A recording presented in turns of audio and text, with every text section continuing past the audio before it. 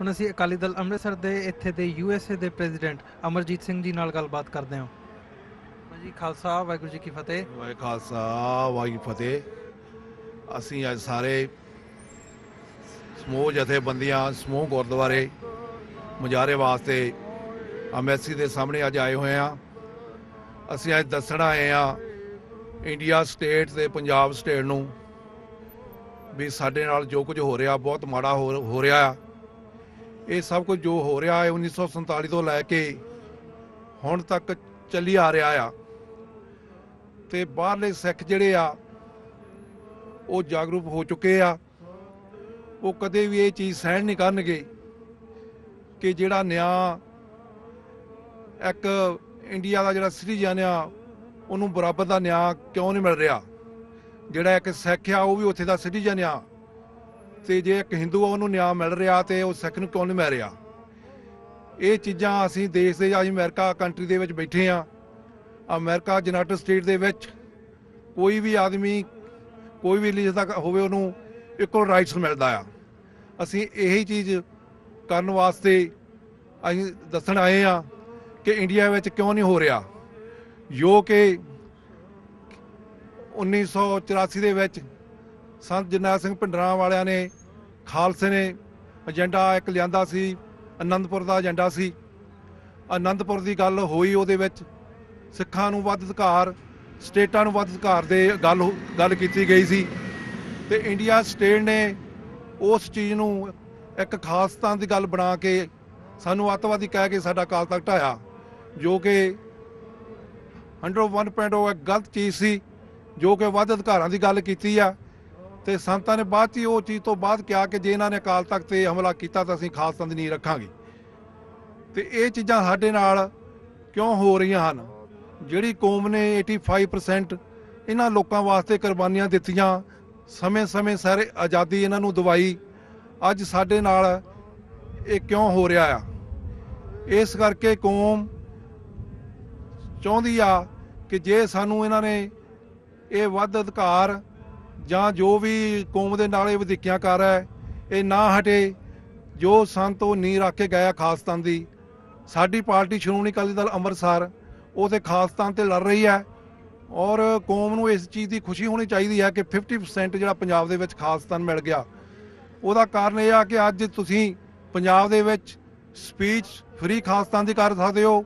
ਤੁਸੀਂ ਆਪਣੇ ਜੋ ਵੀ ਆਪਣੇ ਮਸਲਾ ਕੋਈ ਵੀ ਖਾਲਿਸਤਾਨ ਦੀ ਗੱਲ ਆ ਪੇਪਰਾਂ ਦੇ ਵਿੱਚ ਕਰ ਸਕਦੇ ਹੋ। ਸ਼ਾਂਤਮਈ ਤਰੀਕੇ ਨਾਲ ਜੋ ਮਰਜ਼ੀ ਗੱਲ ਪੰਜਾਬ ਦੇ ਵਿੱਚ ਕਰ ਸਕਦੇ ਹੋ, ਕੋਈ ਕਿਸੇ ਨੂੰ ਰੁਕਾਵਟ ਨਹੀਂ। ਜੋ ਕਿ ਉਸ ਤੋਂ ਪਹਿਲਾਂ ਜੇ ਕੋਈ ਸਿੱਖ ਕੋਈ ਵੀ ਖਾਲਿਸਤਾਨ ਦੀ ਗੱਲ ਕਰਦਾ ਸੀ ਉਹਦੇ ਉੱਤੇ FI ਲਿਖੀ ਜਾਂਦੀ ਸੀ ਔਰ ਪਰਿਵਾਰ ਨੂੰ ਚੁੱਕ ਕੇ ਲੈ ਜਾਂਦੇ ਸੀ। ਪਰ ਅੱਜ ਪੰਜਾਬ ਦੇ ਵਿੱਚ ਗੱਲ ਕੋਈ ਨਹੀਂ ਗੀ। ਸਾਡੀ ਪਾਰਟੀ ਹਰ ਇੱਕ ਸਟੇਜ ਤੇ ਖਾਲਿਸਤਾਨ ਦੀ ਗੱਲ ਕਰਦੀ ਆ। ਤੇ ਮੇਰਾ ਖਿਆਲ ਆ ਕਿ ਇਹ ਖਾਲਿਸਤਾਨ ਤੋਂ ਬਿਨਾਂ ਗੱਲ ਨਹੀਂ ਮੁੱਕਣੀ, ਕਿਉਂਕਿ ਸਾਡੇ ਭਾਈ ਗੁਰਬਾਜ ਸਿੰਘ ਪਹਿਲਾਂ ਵੀ ਬੈਠੇ ਸੀ, ਹੁਣ ਫਿਰ ਉਹ ਬੈਠੇ। ਅੱਜ 45ਵਾਂ 46ਵਾਂ ਦਿਨ ਜਾ ਰਿਹਾ ਉਹਨਾਂ ਦਾ, ਤੇ ਉਹਨਾਂ ਦਾ ਬਹੁਤ ਵੱਡਾ ਸਦਕਿਆ ਤੇ ਕੌਮ ਸਾਰੀ ਉਹਨਾਂ ਦੀ ਸਪੋਰਟ ਪਿੱਛੇ ਖੜੀ ਆ। ਪਰ ਦਾਸ ਇਹਨਾਂ ਨੂੰ ਚਾਹੁੰਦਾ ਕਿ ਅਜੇ ਵੀ ਇਹ ਮੁੜੇ ਆਉਣ। ਜਿਹੜੀਆਂ ਸਟੇਟਾਂ ਦੋਨੋਂ ਦੋਨੋਂ ਜੋੜੀਆਂ ਹੈਗੀਆਂ, ਇਹ ਵੀ ਇਹਨਾਂ ਨੂੰ ਫੈਸਲਾ ਵਧੀਆ ਲੈਣਾ ਚਾਹੀਦਾ। ਜੋ ਸਾਡੇ ਸਿੰਘ ਸਿੱਖ ਅੰਦਰ ਹਨ ਉਹਨਾਂ ਸਾਰਿਆਂ ਨੂੰ ਹੀ ਰਿਹਾਈ ਦੇਣੀ ਚਾਹੀਦੀ ਇਹਨਾਂ ਨੂੰ, ਕਿ ਸਾਡਾ ਜਿਹੜਾ ਸਿੰਘ ਆ ਕਿ ਇਹਨੂੰ ਜੇ ਸ਼ਹੀਦ ਕਾ ਕੇ ਨਾ ਰਿਹਾਈ ਦਿੱਤੀ ਤੇ ਉਹ ਕੀ ਦਿੱਤੀ, ਤੇ ਇਹ ਰਿਹਾਈ ਪਹਿਲੋਂ ਮਿਲਣੀ ਚਾਹੀਦੀ ਆ। ਮੇਰਾ ਇਹ ਮੈਸੇਜ ਆ ਇਹਨਾਂ ਨੂੰ ਵੀ ਅੱਜ ਸਾਡਾ ਜਿਹੜਾ ਸਾਰਾ ਏਜੰਡਾ ਸਾਰੀ ਕੌਮ ਦਾ ਵੀ ਇਹਨਾਂ ਨੂੰ 1-2 ਦਿਨਾਂ ਦੇ ਵਿੱਚ ਸਾਡੇ ਸਿੰਘ ਸਾਰੇ ਛੱਡਣੇ ਚਾਹੀਦੇ ਆ। ਤੇ ਵਾਹਿਗੁਰੂ ਜੀ ਕਾ ਖਾਲਸਾ ਵਾਹਿਗੁਰੂ ਜੀ ਕੀ ਫਤਿਹ। ਵਾਹਿਗੁਰੂ ਜੀ ਕਾ ਖਾਲਸਾ ਵਾਹਿਗੁਰੂ ਜੀ ਕੀ ਫਤਿਹ। ਵਾਹਿਗੁਰੂ ਜੀ ਕਾ ਖਾਲਸਾ ਵਾਹਿਗੁਰੂ ਜੀ ਕੀ ਫਤਿਹ। I am Jaskaran Singh from Bridgewater Guru Car in New Jersey. We are all gathered here today in the support of Bhai Gurvaksh Singh Ji. He is on a hunger strike for 45 days for the release of Sikh political prisoners who have served their sentences, but Government of India is not freeing them. We all appeal to the Government of India to free all those Sikh political prisoners who have completed their sentences without any further delay. If, while continuing the hunger strike, Bhai Sahib achieves martyrdom, then it is going to reflect as a very bad on the Government of India. And any Sikhs who has any faith in Indian justice system, they will lose that faith. So, in the interest of the Indian government, is to release all the Sikh political prisoners who have completed their sentences. And we also appeal to all the Indian citizens to appeal to Indian government for the same. Waheguru ji ਕਾ ਖਾਲਸਾ ਵਾਹਿਗੁਰੂ ਜੀ ਕੀ ਫਤਿਹ। ਹੁਣ ਅਸੀਂ ਸਿੱਖ youth of America ਦੇ president Gurinderjit Singh ਮਾਨਾ ਅੱਛਾ sorry ਦੁਬਾਰਾ ਉਹਦੇ ਕੱਟ ਗਏ। ਹੁਣ ਅਸੀਂ ਸਿੱਖ ਯੂਥ ਆਫ ਅਮਰੀਕਾ ਦੇ ਪ੍ਰੈਜ਼ੀਡੈਂਟ ਗੁਰਿੰਦਰਜੀਤ ਸਿੰਘ ਮਾਨਾ ਜੀ ਨਾਲ ਗੱਲਬਾਤ ਕਰਦੇ ਹਾਂ। ਭਾਜੀ ਖਾਲਸਾ ਵਾਹਿਗੁਰੂ ਜੀ ਕੀ ਫਤਿਹ। ਵਾਹਿਗੁਰੂ ਜੀ ਕਾ ਖਾਲਸਾ ਵਾਹਿਗੁਰੂ ਜੀ ਕੀ ਫਤਿਹ। ਮੇਰੇ ਵੱਲੋਂ ਜੀ ਸਮੂਹ ਸੰਗਤਾਂ ਜਿਹੜੀਆਂ ਇੱਥੇ ਪਹੁੰਚੀਆਂ ਨੇ ਤੇ ਪੰਜਾਬ ਦੇ ਵਿੱਚ ਜਿਹੜਾ ਹਿੰਦੁਸਤਾਨ ਦੀ ਸਰਕਾਰ ਦਾ ਜਿਹੜਾ ਜ਼ੁਲਮ ਹੋ ਰਿਹਾ ਸਿੱਖਾਂ ਤੇ ਉਹਦੇ ਖਿਲਾਫ ਜਿਹੜੇ ਲੋਕ ਖੜੇ ਨੇ, ਮੈਂ ਉਹਨਾਂ ਸਮੂਹ ਸੰਗਤਾਂ ਨੂੰ, ਗੁਰੂ ਦੇ ਪਿਆਰਿਆਂ ਨੂੰ ਤੇ ਮਨੁੱਖੀ ਅਧਿਕਾਰ ਨੂੰ ਪਿਆਰ ਕਰਨ ਵਾਲੇ ਲੋਕਾਂ ਨੂੰ ਸਾਰਿਆਂ ਨੂੰ ਮੇਰੇ ਵੱਲੋਂ ਵਾਹਿਗੁਰੂ ਜੀ ਕਾ ਖਾਲਸਾ ਵਾਹਿਗੁਰੂ ਜੀ ਕੀ ਫਤਿਹ।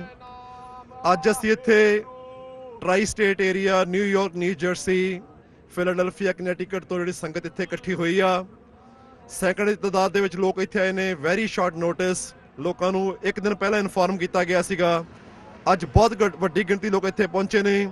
ਇਹ ਲੋਕ ਸਾਰੇ ਇੱਥੇ ਇਸ ਵਾਸਤੇ ਪਹੁੰਚੇ ਨੇ ਕਿ ਜੋ ਜ਼ੁਲਮ ਸਿੱਖਾਂ ਤੇ ਕੀਤਾ ਗਿਆ ਪਿਛਲੇ 30 ਸਾਲਾਂ 'ਚ ਜਦੋਂ ਦਾ ਦਰਬਾਰ ਸਾਹਿਬ ਤੇ ਹਮਲਾ ਹੋਇਆ ਹੈ, ਉਹਦੀ ਕਹਾਣੀ ਤੇ ਉਸ ਤੋਂ ਬਾਅਦ ਜਿਹੜੇ ਜੇਲ੍ਹਾਂ ਵਿੱਚ ਬੈਠੇ ਸੈਂਕੜੇ ਸਿੰਘ ਨੇ ਜਿਨ੍ਹਾਂ ਦੀ ਸਜ਼ਾਵਾਂ ਪੂਰੀਆਂ ਹੋ ਚੁੱਕੀਆਂ ਨੇ, ਉਹਨਾਂ ਨੂੰ ਰਿਹਾ ਨਹੀਂ ਕੀਤਾ ਜਾ ਰਿਹਾ। ਹਿੰਦੁਸਤਾਨ ਦਾ ਜਿਹੜਾ ਕਾਨੂੰਨ ਆ ਉਹ ਬਾਕੀ ਲੋਕਾਂ ਲਈ ਹੋਰ ਤੇ ਸਿੱਖਾਂ ਲਈ ਹੋਰ ਆ, ਉਹਦੇ ਖਿਲਾਫ ਅੱਜ ਇੱਥੇ ਲੋਕ ਮੁਜ਼ਾਹਰਾ ਕਰਨ ਲਈ ਇਕੱਠੇ ਹੋਏ ਆ। ਸਾਹਮਣੇ ਹਿੰਦੁਸਤਾਨ ਦੀ ਐਮਬੈਸੀ ਆ। ਸਿੱਖ ਜਿਹੜੇ ਨੇ ਹਿੰਦੁਸਤਾਨ ਦੀ ਐਮਬੈਸੀ ਦੇ ਬਾਹਰ ਦੁਨੀਆ ਦੇ ਲੋਕਾਂ ਨੂੰ ਦੱਸਣ ਲਈ ਕਿ ਇਸ ਦੇਸ਼ ਦੀ ਜਿਹੜੀ ਐਮਬੈਸੀ ਆ, ਜਿਹੜਾ ਇਹ ਦੇਸ਼ ਆ, ਇਹ ਸਿੱਖਾਂ ਨਾਲ ਜਿਹੜੀ ਹਿਊਮਨ ਰਾਈਟਸ ਦੀ ਵਾਇਲੇਸ਼ਨਸ ਕਰ ਰਿਹਾ ਆ, ਉਸ ਵਾਸਤੇ ਇੱਥੇ ਸਿੱਖ ਪਹੁੰਚੇ ਆ। ਤੇ ਮੈਂ TV 84 ਤੇ ਹੋਰ ਸਾਰੇ ਮੀਡੀਆ ਦਾ ਬਹੁਤ ਧੰਨਵਾਦੀ ਆ ਜਿਨ੍ਹਾਂ ਨੇ ਇੱਥੇ ਪਹੁੰਚ ਕੇ ਸੰਗਤਾਂ ਦੇ ਨਾਲ ਜਿਹੜਾ ਸੰਗਤਾਂ ਦੀ ਜਿਹੜੀ ਆਵਾਜ਼ ਆ ਉਹ ਦੁਨੀਆ ਦੇ ਕੋਨੇ-ਕੋਨੇ 'ਚ ਪਹੁੰਚਾਈ ਆ। ਧੰਨਵਾਦ ਤੁਹਾਡਾ ਬਹੁਤ-ਬਹੁਤ। ਵਾਹਿਗੁਰੂ ਜੀ ਕਾ ਖਾਲਸਾ ਵਾਹਿਗੁਰੂ ਜੀ ਕੀ ਫਤਿਹ। ਇਹ ਅਸੀਂ ਜਾਣਦੇ ਹਾਂ ਕਿ ਗੁਰਬਖਸ਼ ਸਿੰਘ ਖਾਲਸਾ ਨੇ ਇਸ ਵਾਰ ਸੈਕੰਡ ਟਾਈਮ ਭੁੱਖ ਹੜਤਾਲ ਰੱਖੀ ਆ। ਪਿਛਲੇ ਸਾਲ ਵੀ ਉਹਨਾਂ ਨੇ ਰੱਖੀ ਸੀ ਇਸੇ ਮੁੱਦੇ ਨੂੰ ਲੈ ਕੇ। ਤੁਸੀਂ ਕੀ ਸਮਝਦੇ ਹੋਗੇ ਸਰਕਾਰ ਨਾਲ ਜਿਹੜੀ ਉਹਨਾਂ ਦੀ ਹੁਣ ਗੱਲਬਾਤ ਚੱਲ ਰਹੀ ਹੈ, ਜਾਂ ਜਿਸ ਸਿਚੁਏਸ਼ਨ ਤੇ ਅੱਜ ਇਹ ਸਥਿਤੀ ਬਣੀ ਹੋਈ ਹੈ, ਇਹਦੇ ਚੋਂ ਕੀ ਆਊਟਪੁੱਟ ਨਿਕਲੂਗਾ? ਦੇਖੋ ਜੀ, ਜੇ ਅਸੀਂ ਪਿਛਲੀ ਵਾਰ ਜਦੋਂ ਉਹਨਾਂ ਨੇ ਭੁੱਖ ਹੜਤਾਲ ਤੇ ਬੈਠੇ ਸੀਗੇ ਤਾਂ ਜਦੋਂ ਕੋਈ ਬੰਦਾ ਆਪਦੀ ਜਿਹੜੀ ਜਾਨ ਆ ਉਹਨੂੰ ਦਾਅ ਤੇ ਲਾ ਦਿੰਦਾ ਆ ਕਿਸੇ ਦੇ ਭਲੇ ਵਾਸਤੇ, ਤਾਂ ਉੱਥੇ ਫਿਰ ਜਿਹੜਾ ਸਿਧਾਂਤ ਆ ਉਹ ਛੋਟਾ ਰਹਿ ਜਾਂਦਾ ਹੈ। ਹਾਲਾਂਕਿ ਬਹੁਤ ਸਾਰੇ ਲੋਕ ਇਹ ਗੱਲ ਕਹਿੰਦੇ ਨੇ ਕਿ ਸਿੱਖਾਂ ਨੂੰ ਭੁੱਖ ਹੜਤਾਲ ਨਹੀਂ ਕਰਨੀ ਚਾਹੀਦੀ, ਪਰ ਮੈਂ ਸਮਝਦਾ ਆ ਕਿ ਉਹਨਾਂ ਨੇ ਆਪਣੀ ਜਿਹੜੀ ਜਾਨ ਆ ਉਹ ਕਿਸੇ ਹੋਰ ਦੀ ਜਾਨ ਬਚਾਉਣ ਲਈ ਆਪਣੀ ਜਾਨ ਦਾਅ ਤੇ ਲਾਈ ਆ। ਜਿੱਥੋਂ ਤੱਕ ਸਵਾਲ ਆ ਉਹਨਾਂ ਦੀ ਪਿਛਲੀ ਵਾਰ ਭੁੱਖ ਹੜਤਾਲ ਦਾ, ਉਹਨਾਂ ਨੇ ਸਿੰਘ ਸਾਹਿਬ ਜਥੇਦਾਰ ਗਿਆਨੀ ਗੁਰਬਚਨ ਸਿੰਘ ਦੇ ਕਹਿਣ ਤੇ ਆਪਣੀ ਭੁੱਖ ਹੜਤਾਲ ਸਮਾਪਤ ਕਰਤੀ ਸੀ, ਇਸ ਪ੍ਰੋਮਿਸ ਦੇ ਨਾਲ ਕਿ ਜਥੇਦਾਰ ਜੀ ਪੰਜਾਬ ਸਰਕਾਰ ਨੂੰ ਹੁਕਮ ਕਰਨਗੇ ਇਹਨਾਂ ਸਿੰਘਾਂ ਦੀ ਰਿਹਾਈ ਵਾਸਤੇ। ਪਰ ਉਹਨਾਂ ਦੇ ਕੁਝ ਨਾ ਕਰਨ ਕਰਕੇ ਬੜੀ ਨਮੋਸ਼ੀ ਹੋਈ ਆ ਵਿਦੇਸ਼ੀ ਸਿੰਘਾਂ ਨੂੰ, ਜਥੇਦਾਰ ਸਾਹਿਬ ਤੋਂ ਵੀ, ਕਿ ਉਹਨਾਂ ਨੇ ਇਸ ਬਾਬਤ ਕੁਝ ਨਹੀਂ ਕੀਤਾ। ਹੁਣ ਜਿਹੜਾ ਗੁਰਬਖਸ਼ ਸਿੰਘ ਖਾਲਸਾ ਹੋਣੀ ਬੈਠੇ ਨੇ, ਮੇਰੇ ਖਿਆਲ ਮੁਤਾਬਕ ਐਰਕੀ ਉਹ ਫੈਸਲਾ ਕੁਨ ਜਿਹੜੀ ਜੰਗ ਆ ਉਹ ਲੜਨਗੇ। ਉਹ ਕਿਸੇ ਦੇ ਕਹਿਣੇ ਦੇ ਵਿੱਚ ਆ ਕੇ, ਜਿਹੜੇ ਝੂਠੇ ਲਾਰਿਆਂ ਦੇ ਵਿੱਚ ਆ ਕੇ ਆਪਣੀ ਭੁੱਖ ਹੜਤਾਲ ਖਤਮ ਨਹੀਂ ਕਰਨਗੇ। ਤੇ ਸਾਡੀ ਆਸ ਆ ਕਿ ਠੀਕ ਆ, ਸਾਡੀਆਂ ਪਹਿਲਾਂ ਵੀ 1.5 ਲੱਖ ਸ਼ਹੀਦੀਆਂ ਹੋਈਆਂ ਨੇ, ਹੋ ਸਕਦਾ ਆ ਕਿ ਭਾਈ ਗੁਰਬਖਸ਼ ਸਿੰਘ ਖਾਲਸਾ ਦੀ ਜਿਹੜੀ ਜਾਨ ਆ ਜਾਂ ਕਈ ਹੋਰ ਸਿੰਘਾਂ ਦੀ ਜਿਹੜੀ ਜਾਨ ਆ ਉਹ ਕੌਮ ਦੀ ਆਜ਼ਾਦੀ ਵਾਸਤੇ ਲੱਗ ਜਾਵੇ। ਪਰ ਮੈਨੂੰ ਲੱਗਦਾ ਹੈ ਕਿ ਐਰਕੀ ਜਿਹੜਾ ਉਹ ਫੈਸਲਾ ਕੋਲ ਲੜਾਈ ਲੜਨਗੇ। ਤੇ ਸਾਡੀ ਸੰਗਤਾਂ ਦੀ ਪੂਰੀ ਅਰਦਾਸ ਉਹਨਾਂ ਨਾਲ ਆ ਕਿ ਜਾਂ ਤਾਂ ਸਿੰਘ ਰਿਹਾ ਹੋਣਗੇ ਤੇ ਜਾਂ ਫਿਰ ਭਾਈ ਗੁਰਬਖਸ਼ ਸਿੰਘ ਖਾਲਸਾ ਹੋਣੀ ਸ਼ਹੀਦੀ ਪ੍ਰਾਪਤ ਕਰਨਗੇ। ਮੈਂ ਉਹਨਾਂ ਨੂੰ ਬਹੁਤ-ਬਹੁਤ ਵਧਾਈ ਦਿੰਦਾ ਆ।